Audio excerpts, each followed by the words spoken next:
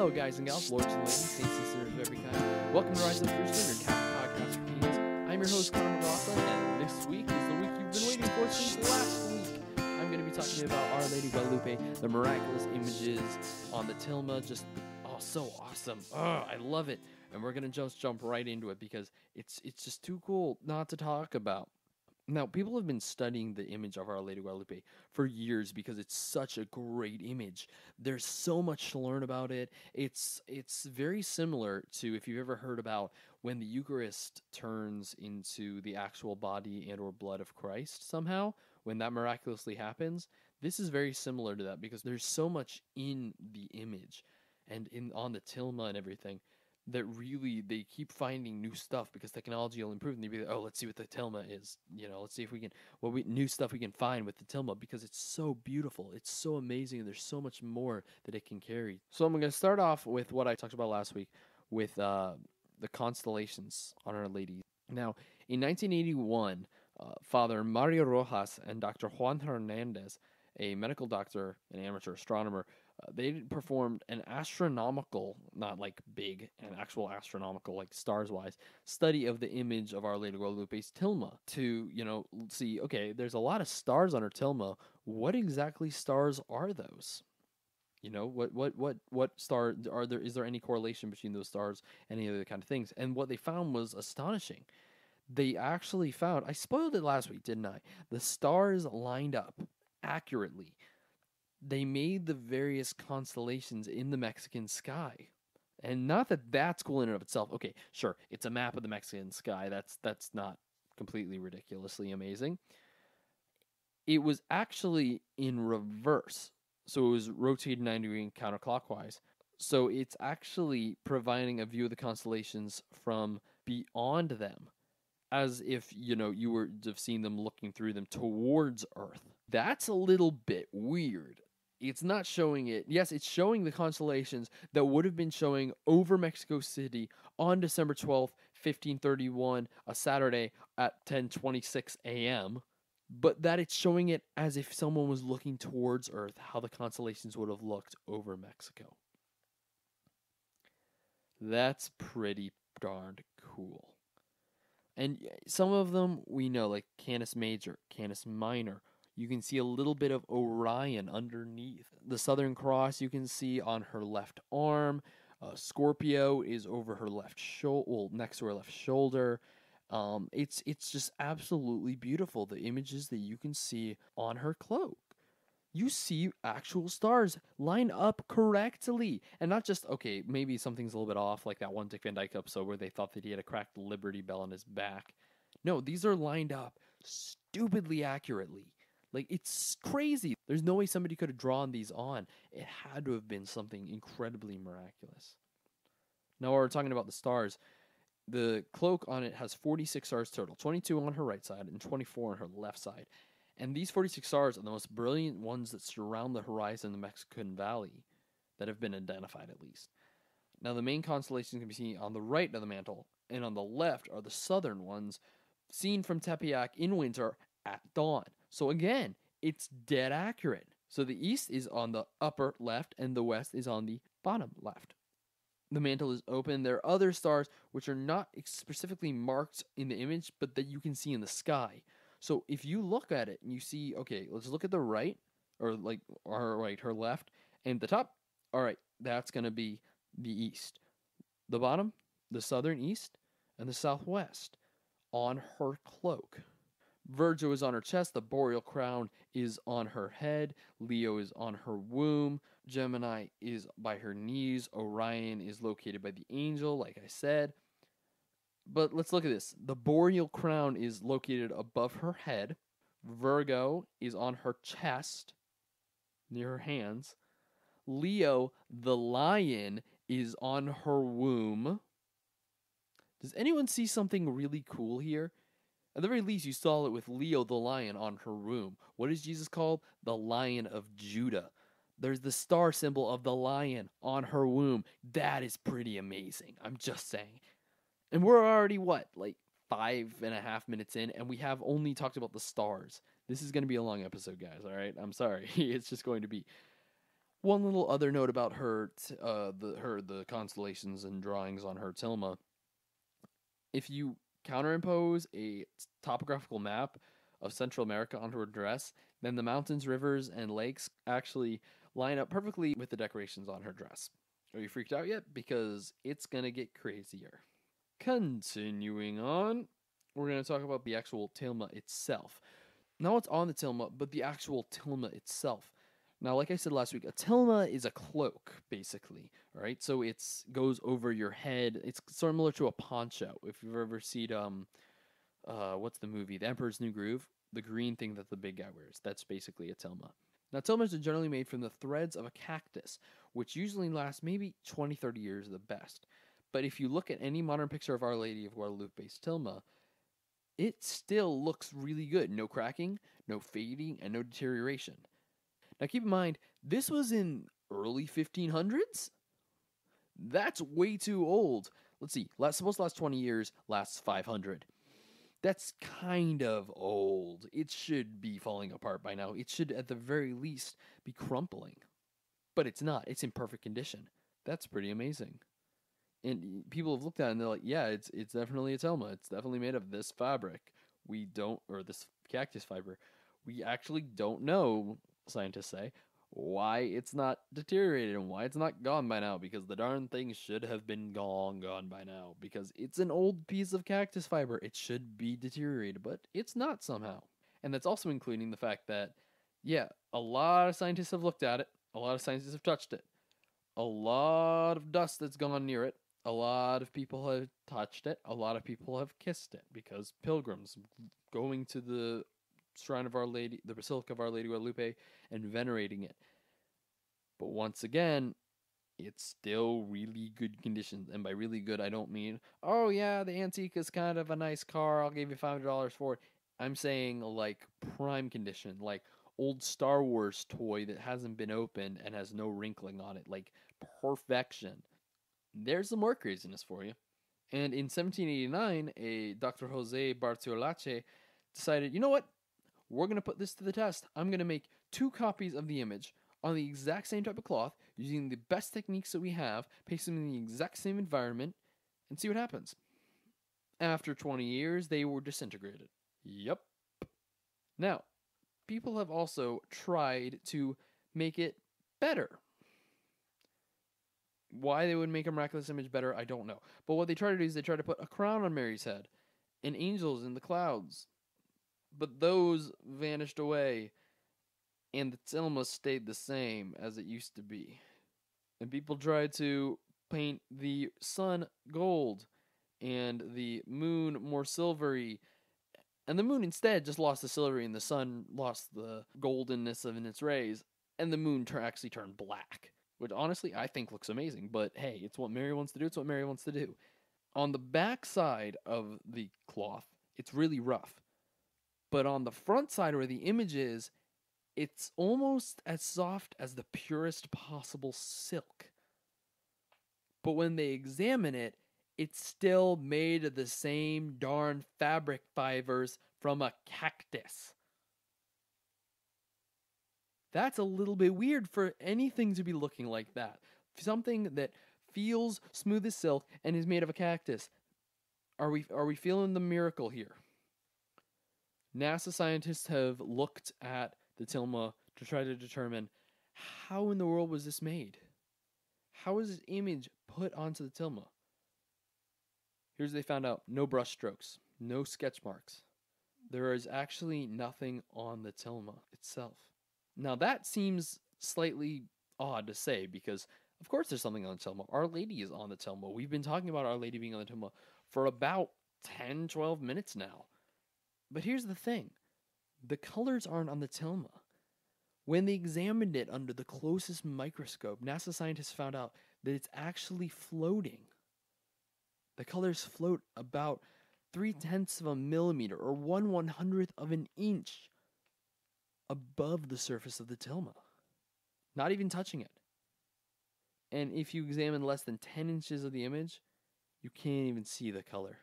In 1936, biochemist Richard Kuhn, a man who had a Nobel Prize in chemistry, analyzed the fabric of the tilma and determined that the pigments used were from no possible natural, animal, mineral, or vegetable known to man. In 1979, Philip Callahan, who was a biophysicist at the University of Florida and an expert in infrared photography, teamed up with Jody B. Smith. Now, not the Jody Smith who throws frisbees on YouTube, a man who was a professor in aesthetics and philosophy at Pensacola, decided, okay, we're going to scan this image. We're going to filter it, and we're going to take out the digital noise in the picture and just figure out what we can find. Looking at it, they realized the entire thing had been painted in one step. Now, when you're painting something, you have to do multiple steps. You have to have multiple sketches over it, brush strokes to change it, to fix it. There is nothing done like that. Now, not even Leonardo da Vinci could do something without getting some sort of a background to it. And yes, sure, maybe if a painter was absolutely phenomenal, yeah, then they could paint it on. But they couldn't make something that had a color of green as her cloak that has not, to this day, been able to be replicated by humans. That same artist couldn't make colors on the tilma that changed slightly because of the angle of viewing. Changing colors slightly due to viewing is known as iridescence. It's a technique that cannot possibly be reproduced by human hands. It's not possible. Scientists didn't find any paint residue or dye on any sort of the image. And yet they look so brilliant. Looking at it, it's one still. It's 1/100th of an inch above. There's no dye, there's nothing. But it's there. It's almost as if it was projected onto there. Now, let's say all of that stuff out the window. Let's say maybe some painter decided, okay, I did it. And let's say he was the best painter in the world. Let's say that somehow he managed to do some amazing paint and he was an alchemist. I don't know. Figure something out.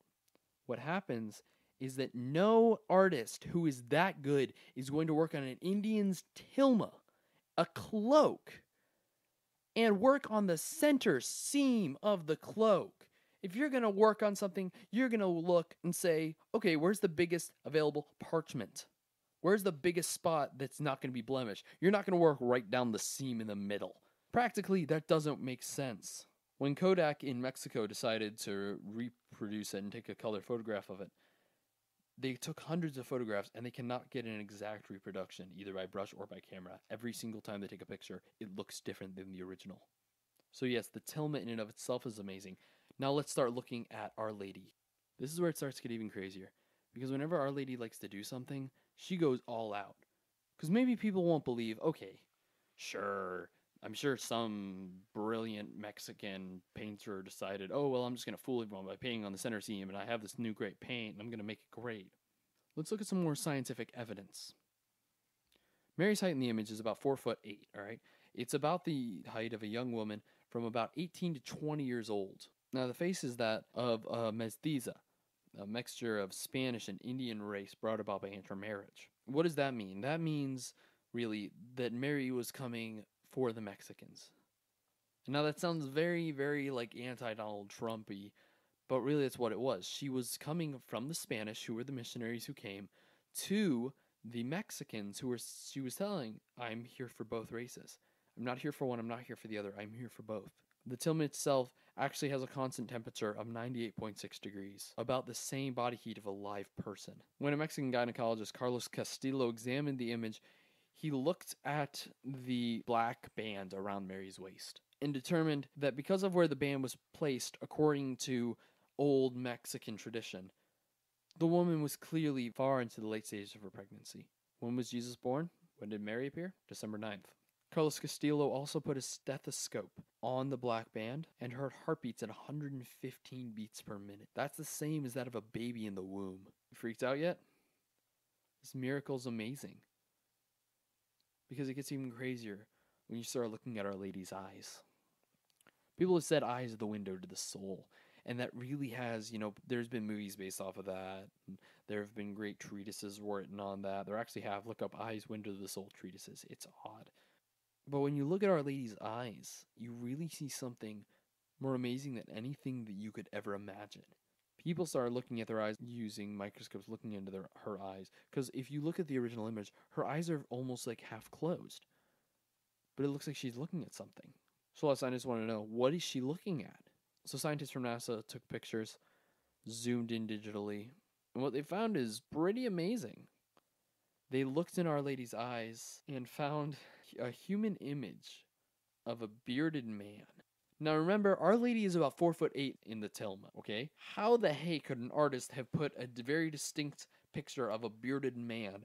And that bearded man is very similar to Bishop Juan, the bishop that Juan Diego was instructed by Our Lady to go to and say, Our Lady requests a chapel. Her eyes themselves are about 1/3 of an inch. That tiny little image of a bearded man is in there.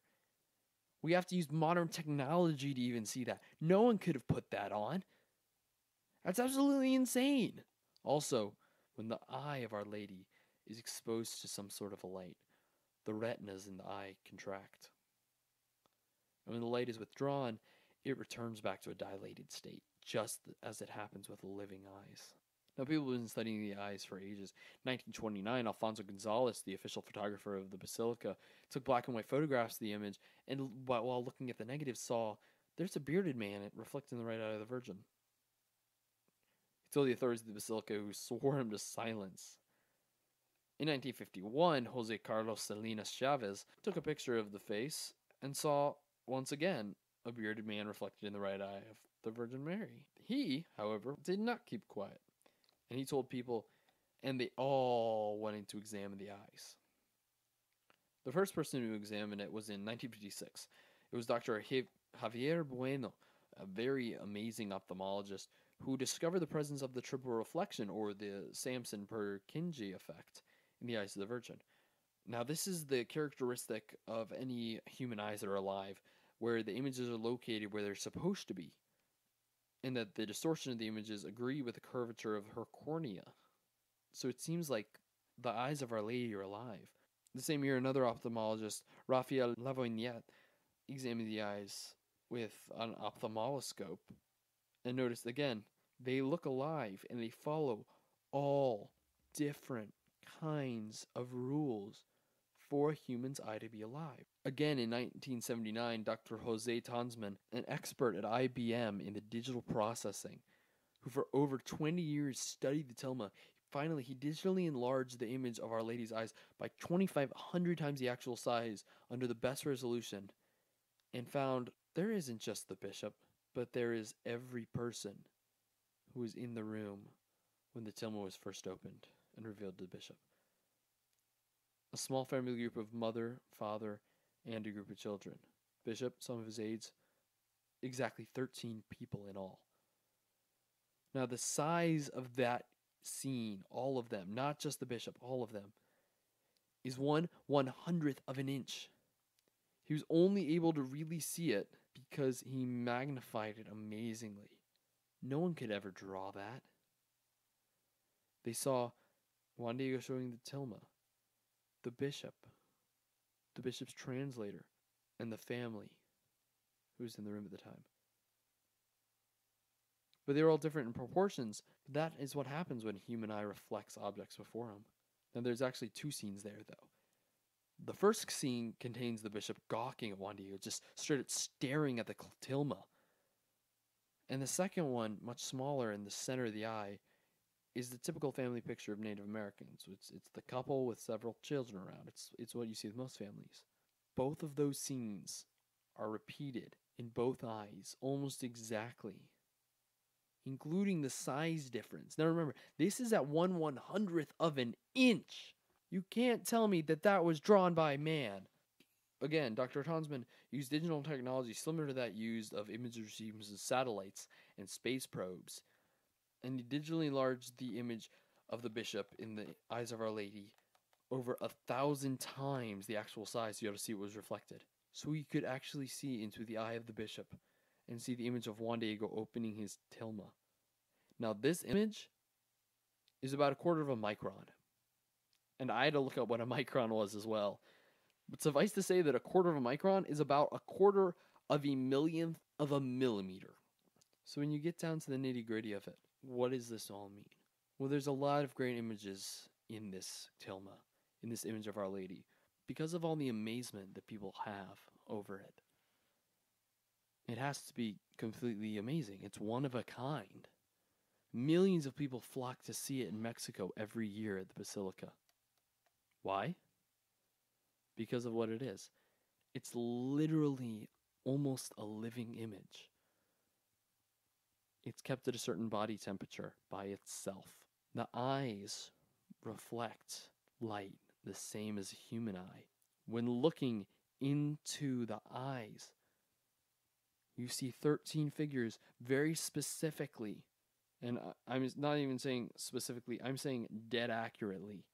You see the constellations of the star as viewed in the Mexican sky, as if someone was looking down to earth at Central America, at the hill of Tepeyac.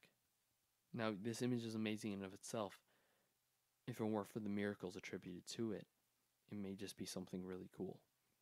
A couple of days after the miracle in 1531, on December 26th, the Indians were celebrating the incredibly swiftly completing construction of the chapel. And by swiftly, I mean very swiftly, like 14 days to build a chapel, because that Mary said you wanted a chapel, we're building a chapel right now. So the Indians were celebrating, and as was the custom of them, they were playing with bow and arrows, and they were dancing, and some people shot arrows in the air, and one person shot an arrow and pierced the throat of a fellow Indian who was walking with a group carrying the tilma. The Indian was killed instantly when the arrow pierced his neck, because arrows and necks. And the corpse was carried into the chapel underneath the image. The entire crowd prayed aloud for a miracle. And minutes later, after they removed the arrow from the man's neck, the man got up and was alive, completely healed. His scar was still there, but he was completely alive. No surprise, 9 million Indians were converted to Christianity that day. More miracles. 1785, a worker at the chapel was cleaning the glass covering of the tilma and spilled a 50% nitric acid solvent on the right side of the tilma. But after a month, the fabric was completely fine again. How? Who knows? In November 1921, a bomb was planted by a Spanish anarchist made of 29 sticks of dynamite in a flower arrangement that he put in the altar, which exploded and broke the altar rail, the marble floor, and the windows. It actually broke anything 150 meters from the explosion, everything but walls. But somehow, the tilma was fine. Same with the glass around it. It was normal glass. It wasn't even like it was bulletproof glass. It was normal glass. The only damage anywhere near the tilma was a brass crucifix that was twisted by the blast. This tilma is probably one of the most miraculous images of Our Lady that we have. And we don't have any, I don't think, images like this of Our Lady. We have pictures that people have painted of Our Lady of Lourdes, Our Lady of Fatima, Our Lady Untied of Knots, Our Lady of the Eucharist. But there's nothing like this. Something that is so accurate to what Our Lady is. Something not painted by humans. Something maybe painted by Mary. It's virtually indestructible, despite being made by cactus fiber. It's held on for 500 years with color floating above the tilma. It has images in the eyes of Our Lady reflected of what you would have seen. And in those images, in the eyes of those images, you can see a reflection of the tilma again. The tilma seems real. There's a heartbeat in her womb underneath the constellation of Leo the lion. It remains at a certain body temperature. It truly is one of the greatest images we as Catholics may have. And you may say, the Shroud of Turin, yeah. Okay, the Shroud of Turin's pretty amazing because it's Jesus.